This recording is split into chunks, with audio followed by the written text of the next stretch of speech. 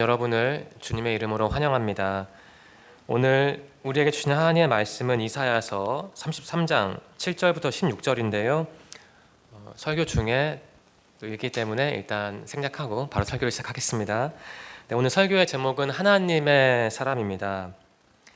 여러분에게 질문을 하나 드리겠습니다. 여러분, 하나님의 사람이라는 표현은 우리가 자주는 아니지만 가끔 하는데 과연 하나님의 사람은 누구일까요? 저는 이러한 질문을 제 자신에게 던졌고 이사야서 말씀을 통해 나름의 답을 내렸습니다. 그것을 여러분과 오늘 공유하고자 합니다. 하나님의 사람은 누구인가? 교회와 예배를 가까이 하는 사람이겠죠. 제가 좀 잘 안 보여서 휴대전화를 들고 하겠습니다.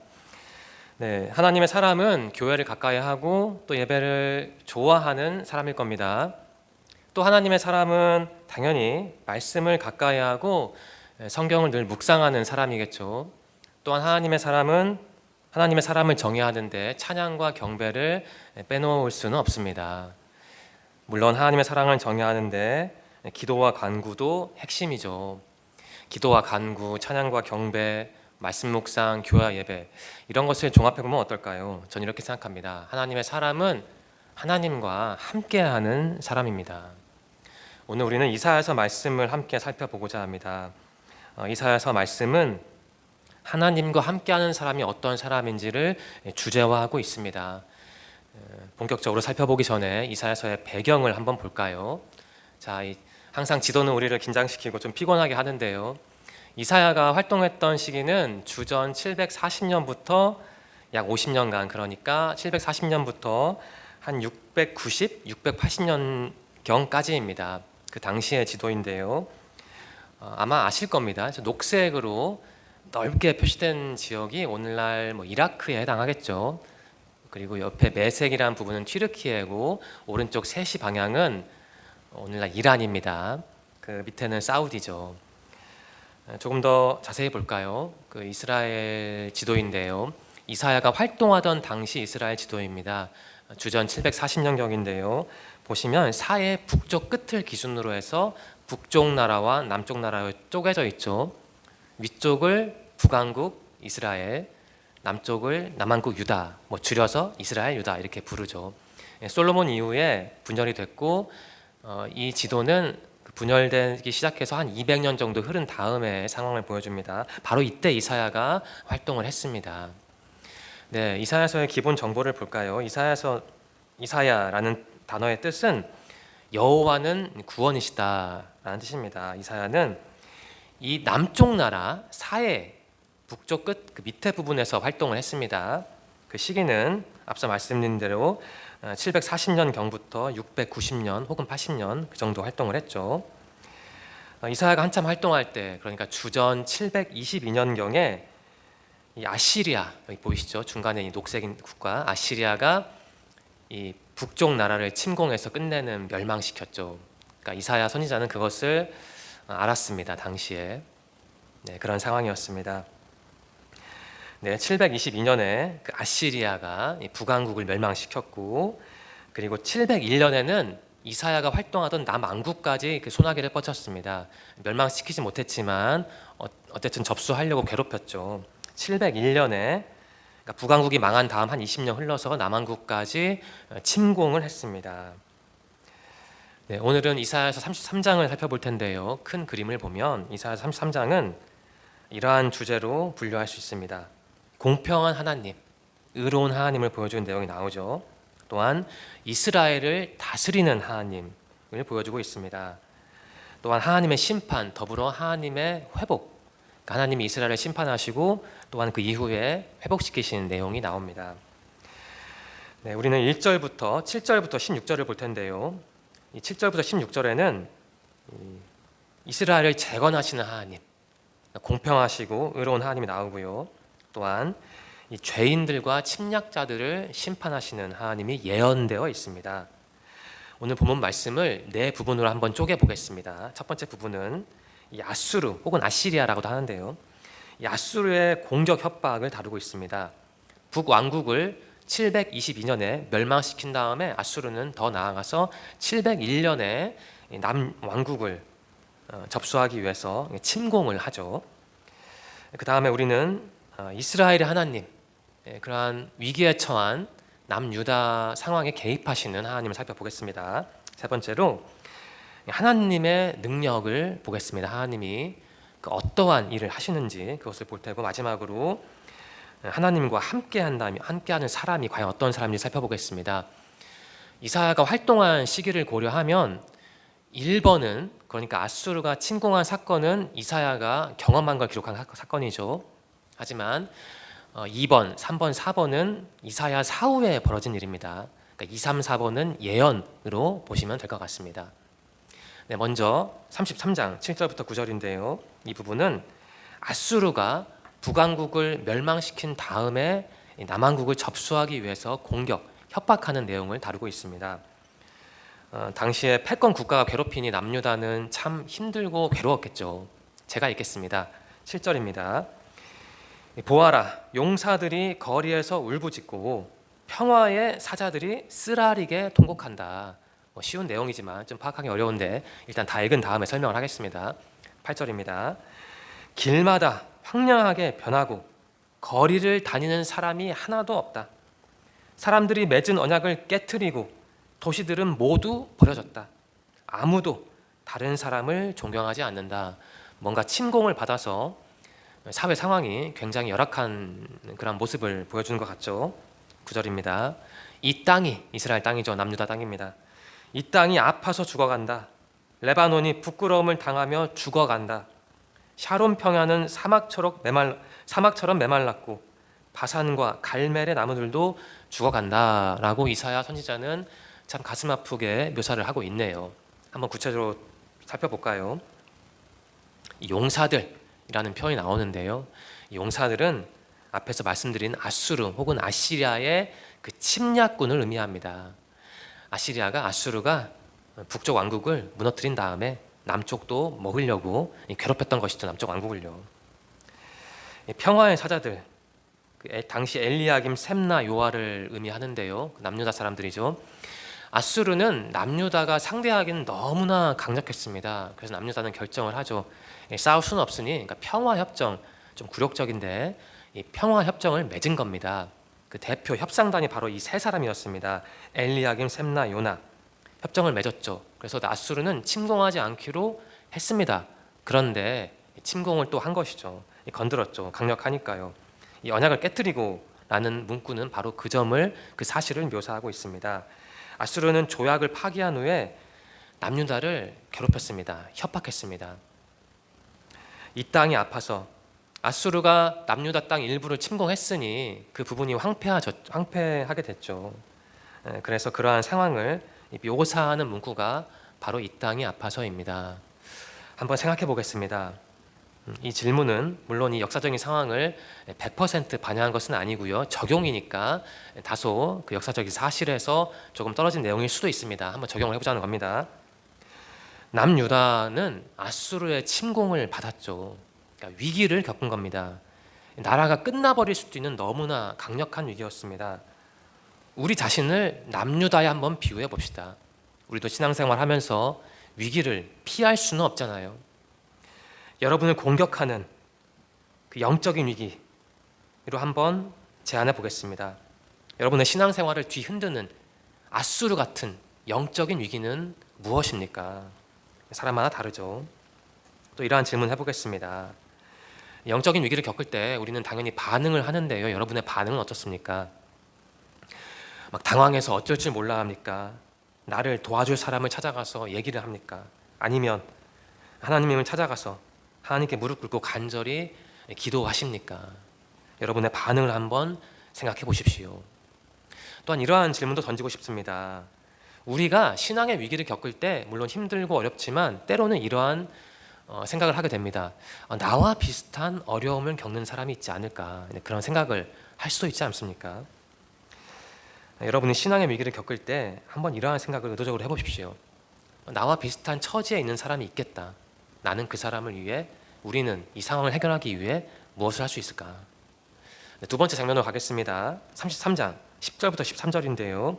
예언이죠. 이사야가 한 예언입니다. 남유다가 아수르의 부분적인 침공을 받아서 무척 괴로운데 과연 하나님이 어떻게 하실까? 그것을 바로 예언하는 겁니다.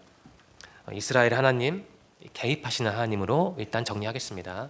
제가 10절 읽겠습니다. 여호와께서 말씀하신다. 이제는 내가 일어나 스스로 높아지겠다. 이제 내 영광을 사람들에게 나타내겠다 라고 이사야는 예언을 합니다. 하나님께서 그 상황을 가만히 보고 계시지는 않겠다는 것이죠. 예언입니다. 다음 부분입니다. 하나님의 말씀이죠. 너희가 헛된 일을 한다. 겨와 지푸라기 같이 아무 쓸모없는 것을 생산할 뿐이다. 너희 호흡이 불처럼 너희를 태워버릴 것이다. 백성들이 불에 타서 석회가 되고 마른 가시덤불처럼 불에 쉽게 타버릴 것이다 라는 굉장히 무서운 그 하나님의 말씀이 예언되고 있습니다. 다음입니다. 또 하나님의 말씀이죠. 먼 곳에 있는 백성아, 내가 한 일을 들어라. 가까운 곳에 있는 백성아, 나의 능력을 깨달아라 라고 하나님은 이사야의 입을 통해서 예언하셨습니다. 어떤 내용일까요? 이제는 내가 일어나 라는 부분은 하나님께서 고통당하는 남유다를 위해 뭔가를 하시겠다는 겁니다.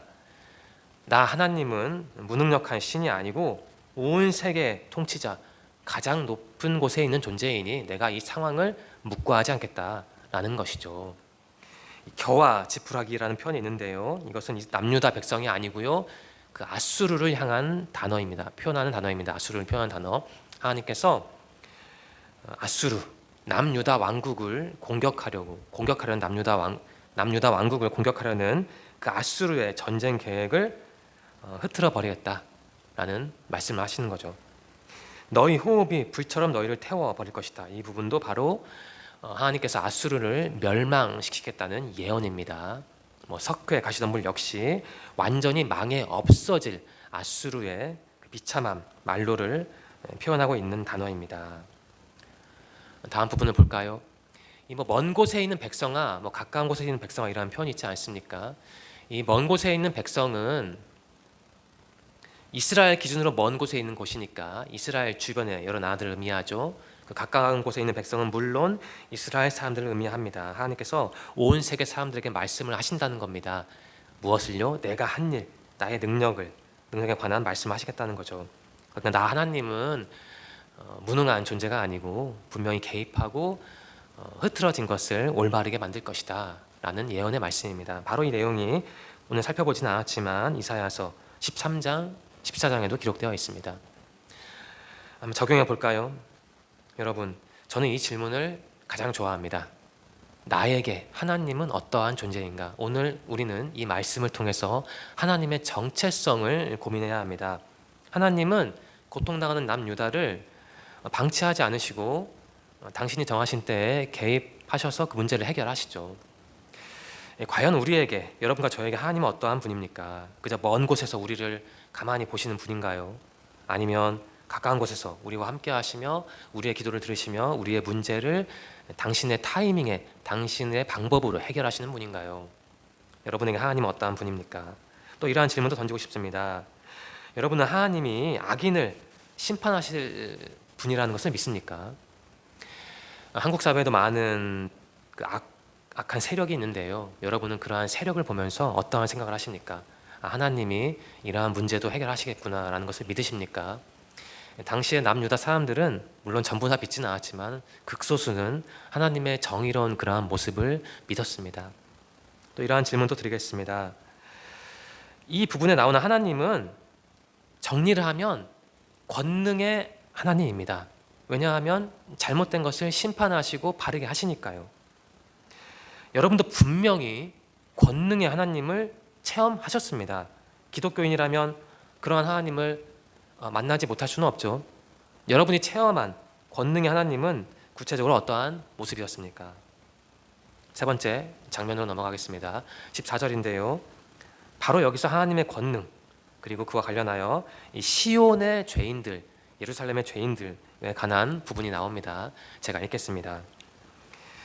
시온의 죄인들이 두려움에 떨고 하나님을 떠난 사람들이 겁에 질려 있다. 그들이 말하기를 우리 가운데 누가 이 멸망의 불에서 살아남을 수 있을까? 우리 가운데 누가 이 영원히 꺼지지 않는 불을 견뎌낼 수 있을까? 이러한 기록이 나옵니다. 이 시온의 죄인들은 당시 남유다 사람들이었는데요. 그 중에 이 부패한 권력자들을 의미합니다. 이사야 선지자는 이 부패한 권력자들을 죄인들이라고 표현합니다. 죄인들이래요.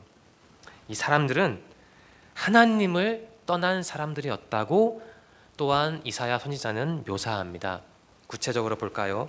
하나님을 떠난 이 부패한 남유다의 권력자들은 무슨 짓을 했냐면 바로 가난한 사람들을 억압했습니다.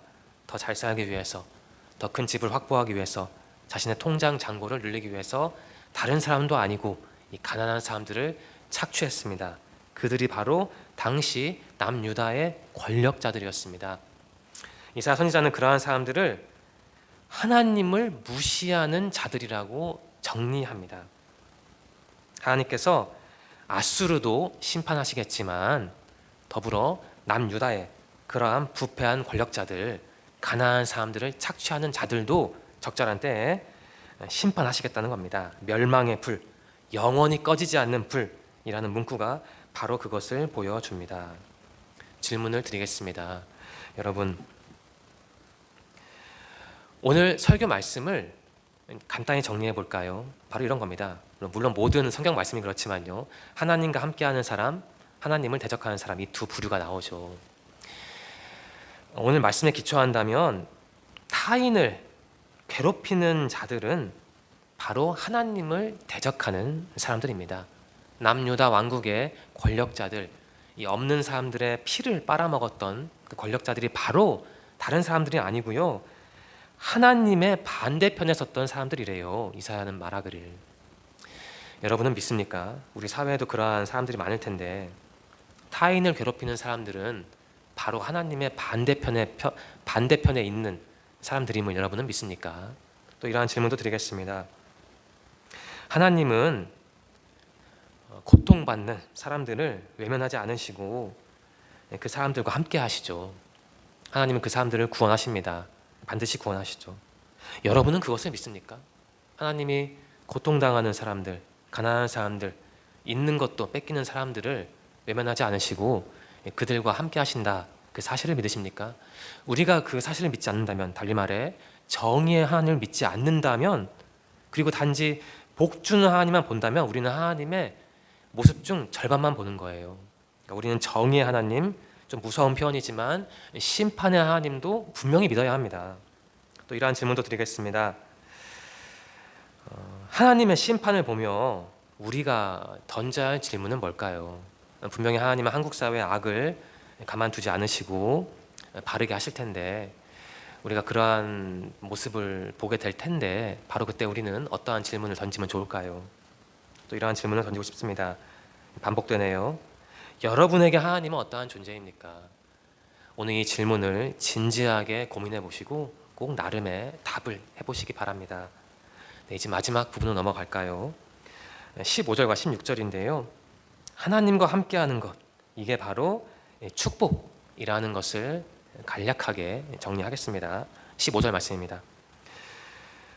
의로운 일을 하고 정직하게 말하는 사람, 부정한 돈을 받지 않고 뇌물을 거절하는 사람, 살인자의 나쁜 계획에 귀를 막고 악한 일은 보는 것조차 하지 않으려고 눈을 감는 사람, 바로 이러한 사람들이 하나님과 함께하는 사람이라고 이사야는 힘주어 말합니다. 더 볼까요? 이런 사람은 안전한 곳에 거할 것이다. 높고 굳건한 바위 요새가 그들의 피난처가 되며 빵이 부족하지 않고 물이 떨어지지 않게 될 것이다 라고 정리하고 있네요. 이사야 선지자는요. 의로운 일, 정직하기라는 표현이 있는데요, 하나님과 함께하는 사람의 모습을 묘사하는 겁니다. 하나님과 함께하는 사람은 순수한 사람이고 진실한 사람이겠죠. 또 하나님과 함께하는 사람은 부정한 돈을 받지 않는데요, 경건하다는 거죠. 경건함, 구별됐다는 뜻이죠. 하나님을 기준으로. 왜 하나님의 사람들이 부정한 돈을 받지 않을까? 바로 하나님과 함께하는 게 진짜 성경적 재산임을 믿기 때문입니다. 또한 하나님의 사람, 하나님과 함께하는 사람은 살인자의 계획에 가담하지 않고 악한 일은 보는 것조차 하지 않는다고 합니다. 이러한 사람은 반복하면 안전한 곳에 거하게 되고 또 피난처가 하나님께서 피난처를 줄 것이며 빵이 부족하지 않고 물이 떨어지지 않을 것이다. 그러니까 그들의 물질적인 환경이 풍족할 것이다 라는 거죠. 제가 좋아하는 신학자가 있습니다. 제 학교 선배이기도 한데요. 김혜건이라는 분입니다. 이분이 오늘 방금 전에 살펴본 그 부분을 해설하면서 이러한 말을 했습니다. 제가 읽어드릴게요. 하나님과의 연합과 동거가 주는 절대적인 안전 보장을 누리는 피난처요 요새를 가리킨다. 그러니까 앞에서 말씀드린 피난처는 하나님과 함께함으로써 얻는 일반적인 피난처가 아니고 절대적인 피난처를 의미한다는 겁니다. 이어서 이렇게 말씀하시네요. 거룩하신 하나님과 연합하고 동거하는 자들에게는 하나님이 친히 그들의 방벽이 되어주신다. 그러니까 의인이란 하나님과 동행하면서 자신의 말과 언어와 행동을 순화시키는 사람인데 하나님께서 바로 그러한 사람들과 함께 하신다는 겁니다. 그들의 바람막이가 되어주신다는 거죠. 그러니까 우리에게 힘이 되는 말씀이죠. 분석이죠. 또 이어서 이런 말을 하네요. 아수르를 통한 유다 심판과 하나님께서 유다 왕국, 남유다 왕국이 부패했기 때문에 아수르를 들어서 어느 정도 그 심판을 하신 거죠. 이 아수르를 통한 유다 심판과 아수르 제국 자체의 징벌, 그러니까 아수르도 끝내 망했죠. 징벌을 통하여 하나님께서는 시온의 거주자들이 가져야 할 품성적 자질을 확정하신 것이다. 그러니까 하나님께서 아수르를 들어 쓰신 거예요. 남유다를 신앙적으로 바르게 하시려고. 영적, 도덕적 정화를 거친 시온 거주자들에게 신적 안전 보장을 선사하는 계기가 되었다. 그러니까 하나님께서 이스라엘을 잠시 심판하셨지만 아수르를 통해서 북쪽과 남쪽을 심판하셨지만 그리고 이후에 바벨론을 통해서 남쪽을 심판하셨지만 그걸로 끝나는 하나님이 아니고 하나님께서 그러한 과정을 거치게 한 다음에 그들을 회복시키신다는 겁니다. 그러니까 하나님이 어떠한 분인지 우리는 여기서 또 알 수 있습니다. 한번 생각해 보겠습니다. 하나님과의 연합이 진정한 축복이 아닐까 합니다. 진짜 축복은 많은 것을 누리고 먹고 입는 것이라기보다는 오늘 말씀에 기초한다면 어떠한 상황에 있든지 하나님의 손을 붙잡는 거예요. 그게 축복이라는 거예요. 그렇다면 여러분, 이러한 질문을 우리 자신에게 던져봅시다. 우리는 분명히 하나님과 함께하는 사람인데 그렇다면 우리가 그 사실을 어떻게 증명할 수 있을까요? 우리의 일상생활에서요. 여러분은 월요일부터 토요일까지 여러분의 삶에서 어떻게 증명합니까? 내가 하나님의 사람이라는 사실을 어떻게 증명하고 있나요? 또 이러한 질문을 던져봅시다. 오늘 말씀에 나오는 아수르는 하나님의 반대편에 있는 세력, 그러니까 악한 세력이죠. 물론 하나님이 아수르도 이용하셨지만요. 우리 사회에도 아수르 같은 존재가 분명히 있잖아요. 하나님의 반대편에 있는 세력. 그러니까 우리가 반면교사로 삼아야 하는데 여러분이 보실 때 우리 사회의 아수르는 과연 어떠한 세력일까요? 한번 생각해 보십시오. 네, 이 네 장면을 빠르게 살펴보았습니다. 질문을 드리겠습니다. 이 네 장면에 각각 대응하는 질문입니다. 첫 번째입니다. 남유다에게 아수르는 정말 엄청난 위기였죠. 우리도 그러한 위기를 겪을 수 있습니다. 여러분이 지금까지 신앙생활 하시면서 겪은 최대의 아수르, 최대의 위기는 무엇입니까? 두 번째 질문입니다. 하나님은 이 성경 말씀이 예언하듯이 부패한 것 죄악을 결코 묵과하지 않으시죠. 한국 사회에도 부패한 세력이 있고 죄악을 저지르는 세력이 있는데 하나님의 심판을 받을 그 사람들은 누구일까요? 세 번째 질문입니다. 이사 예언을 들은 남유다의 죄인들, 그러니까 당시 남유다의 부패한 권력자들은 두려워했죠. 우리가 어떻게 이 심판을 견딜까? 한국 사회에도 부패한 세력이 있죠. 그분들은 하나님을 두려워할까요? 만일 그분들이 하나님을 두려워하지 않는다면 그 이유는 대체 뭘까요? 네 번째 질문입니다. 진정한 축복은 하나님과 함께하는 사람이 누리는 거죠. 하나님과 함께하는 것, 오늘 이사야서 말씀을 통해 그것을 살펴보았는데요. 그렇다면 여러분은 하나님과 함께하는 그 생활을 여러분만의 단어로 어떻게 구체적으로 정리하실 겁니까? 네, 이제 세 가지 메시지를 추출하겠습니다. 첫 번째입니다. 저는 이렇게 정리하고 싶습니다. 오늘 설교 말씀은 하나님과 함께하는 사람이 과연 어떠한 사람인지 정리하는 설교인데요. 이렇게 정리할까요? 첫 번째, 하나님과 함께하는 사람은요, 혼란한 세상에서도 하나님을 찾는 사람이에요.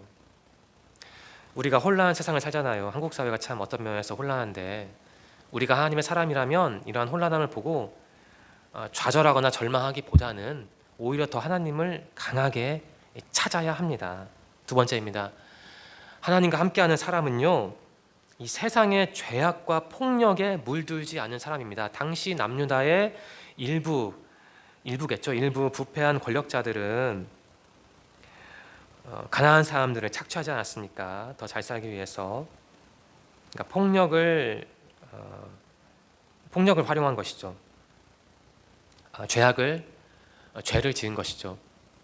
우리가 하나님의 사람이라면 그러한 남유다 부패한 권력자들을 보고 반면교사 삼아서 그렇게 살면 안 되는 것이죠.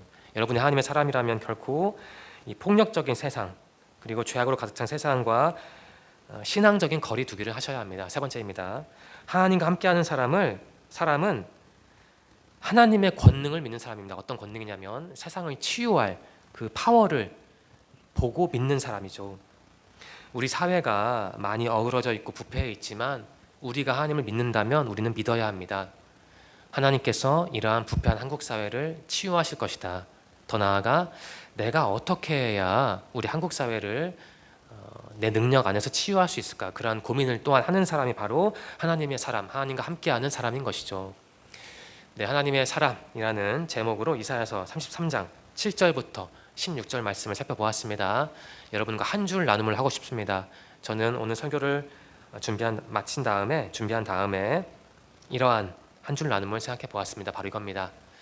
하나님이 우리 곁에 계시니.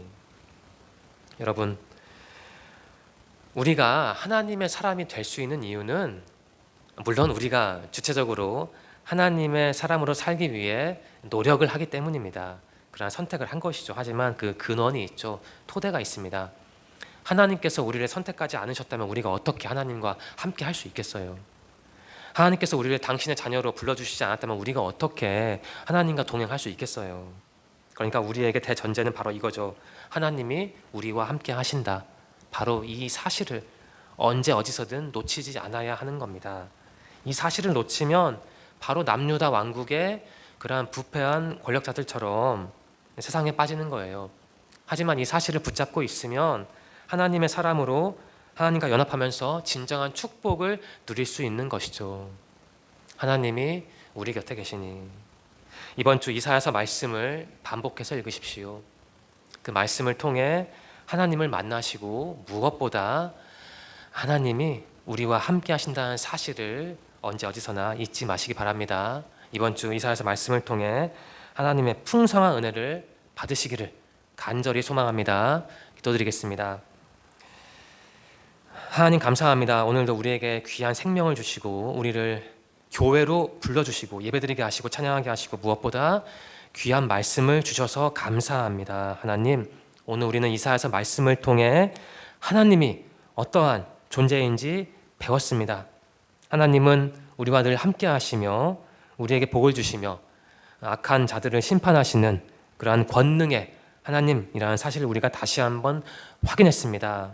하나님, 우리 청년들이 이러한 사실, 그러니까 하나님이 나와 함께 하시며 또한 권능의 하나님이다 라는 사실을 언제 어디서나 잊지 않기를 소망합니다. 그 사실을 붙잡고 자신이 어떠한 사람인지 잊지 않기를 소망합니다. 그 사실을 붙잡고 늘 하나님과 동행함으로써 주님의 축복을 받아 누리기를 소망합니다. 하나님, 지난 주도 지켜주셔서 감사합니다. 새로운 일주일이 우리 청년들을 기다립니다.